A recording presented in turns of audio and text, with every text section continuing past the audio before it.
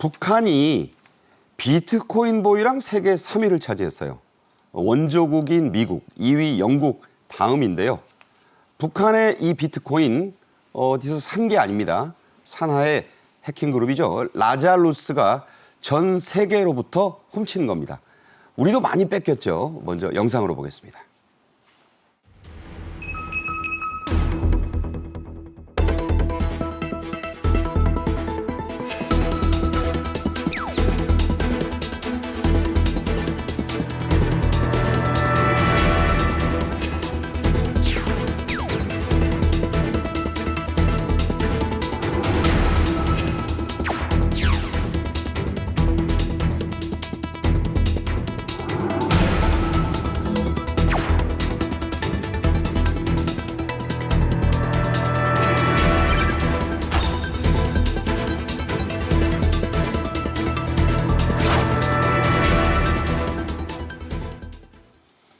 방금 나왔지만 참 놀라운 일입니다. 북한 정찰총국 산하의 해킹 조직입니다. 라자루스가 갖고 있는 이 비트코인, 머스크 테슬라보다 많다. 참 대단한 얘기죠. 그렇습니다. 대단하지만 이게 정말 엄청난 위협적인 일입니다. 그러니까 이 암호화폐 정보업체 야캄 인텔리전스의 이 정보에 따르면, 내 보도에 따르면 라자루스, 북한의 해킹 그룹입니다. 13,441개. 저거 엄청나요. 그렇죠. 테슬라, 일론 머스크죠. 가지고 있는 11,509개보다 더 많습니다. 그러니까 이게 엄청나게 이 불법으로 취득한 그런 코인이거든요. 북한 해킹 조직인 라자루스. 이름만 들어보면 북한 같지 않습니다만 북한과 연계되어 있습니다. 비트코인을 축적한 것인데 거래소인 바이비트를 해킹해서 들어가서 공격해서 20조 가까운 이더리움을 이제 탈취를 한 다음에 이 이더리움을 그냥 바꾸는 게 아닙니다. 비트코인으로 바꿔서 다시 현금화한 겁니다. 그러니까 이제 그때 그 어려운 말입니다만 홀드 월릿, 핫 월릿 그 시점을 노린다고 그래요. 그랬습니다. 그래서 여전히 아직 현금화하지 않은 코인도 가지고 있기 때문에 지금 엄청난 북한 해킹이 우리에게 또 전 세계에 위협이 되고 있습니다. 자, 이거 명백한 도둑질입니다. 그리고 돈 세탁도 국제적 범죄죠. 자, 이렇게 해서 북한의 비트코인 보유량 세계 3위에 올랐어요. 그러니까요. 말이 안 되는 거죠.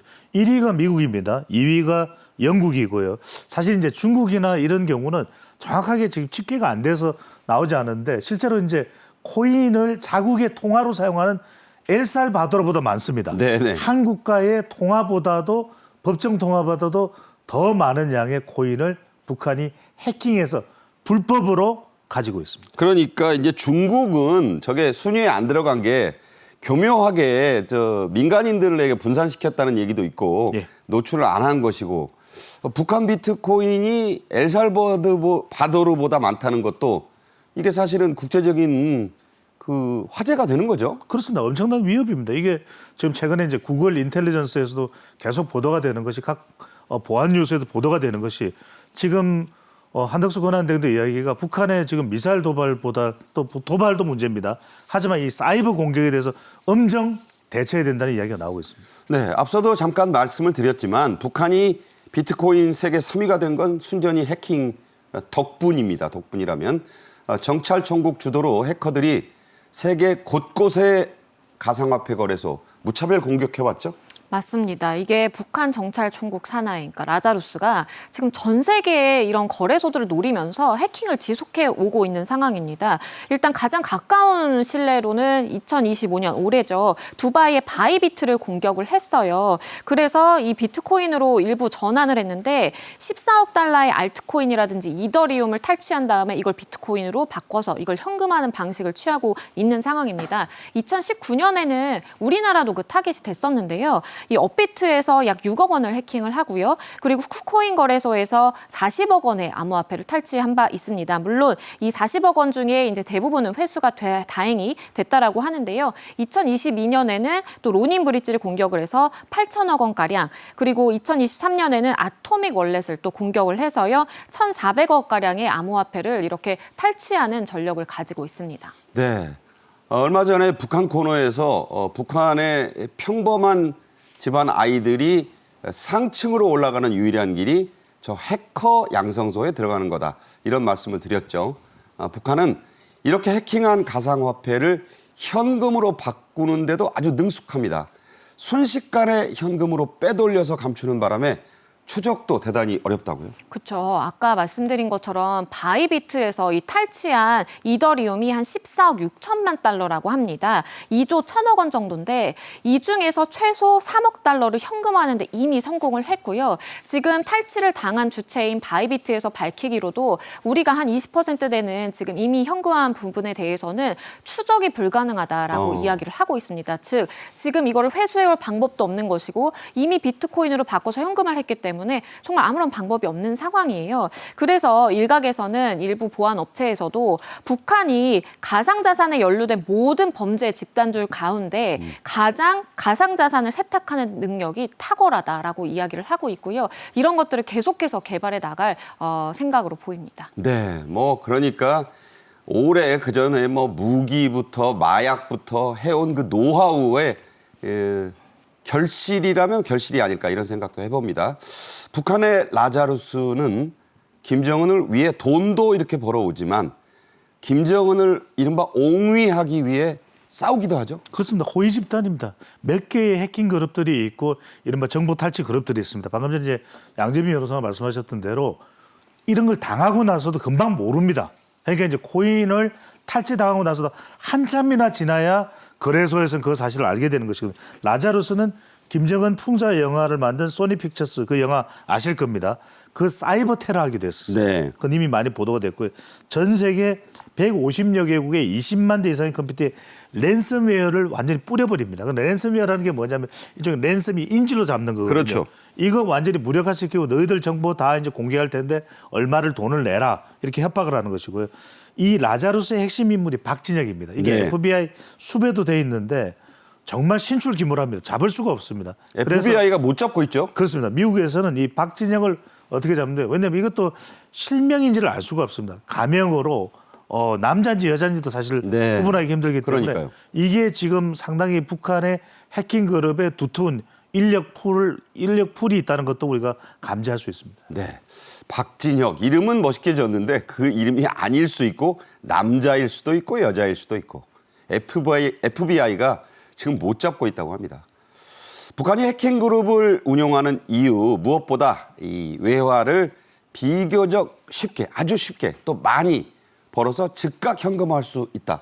장점이 많아요. 그렇습니다. 암호화폐 단점이라면 이제 이게 해킹이 가능하다는 겁니다. 아무리 블록체인으로 가더라도. 그래서 북한은 2017년부터 2023년까지 암호화폐 해킹으로 한 4조 원 정도를 탈취한 것으로 알려져 있고요. 이 중에서 얼마나 현금으로 했는지 또 코인을 가지고 있는지 정확히 알 수조차도 없는데 해킹으로 번 외화를 대량 살상 무기 개발의 재원으로 한 40% 사용했다. 엄청나죠. 이렇게 이제 확인을 하고 있습니다. FBI 전문가 이야기는 수백만 명의 노동자가 벌어올 그 외화를 수십 명의 해커가 대체하고 실제 인력은 훨씬 더 많이 되는 걸로 알고 있습니다. 해커 관련 인력이 북한에서 집중 육성이 됐는데 이들이 활동을 해가지고 수백만 명들이 노동자가 벌 수 있는 돈을 외화를 벌어와서 이 돈으로 무기에 들어가는 비용들을 투입하고 있다는 사실로 알려지고 있습니다. 그러니까 김정은이 신분과 계층에 상관없이 해커들을 꽝꽝 양성해라 이런 말을 하고 있다고 생각이 됩니다. 자, 우리 기업 또 공공기관 예외일 수 없습니다. 언제든지 라자루스의 표적이 될 수 있죠. 과거에도 있었고 앞으로도 위험해요. 그렇죠. 한국도 안심할 수 없는 상황으로 보입니다. 라자루스 그룹이요. 한국 내 제조업이라든지 자동차 산업, 또 방산업체라든지 반도체 산업을 겨냥하고 있는 것으로 지금 판단된다라는 일각의 전문가의 목소리도 있는 상황입니다. 그러니까 국내 기업의 어떠한 내부망에 침투를 해서 기밀 정보를 탈취하고 이것을 미끼로 해서 사실상의 비트코인을 요구한다라든지 이런 것도 지금 가능한 상황이다라고 이야기가 전해지고 있고요. 그러다 보니까 국제사회는 이 북한의 사이버 해킹을 정말 심각한 위협으로 인지를 하고 있는 상황입니다.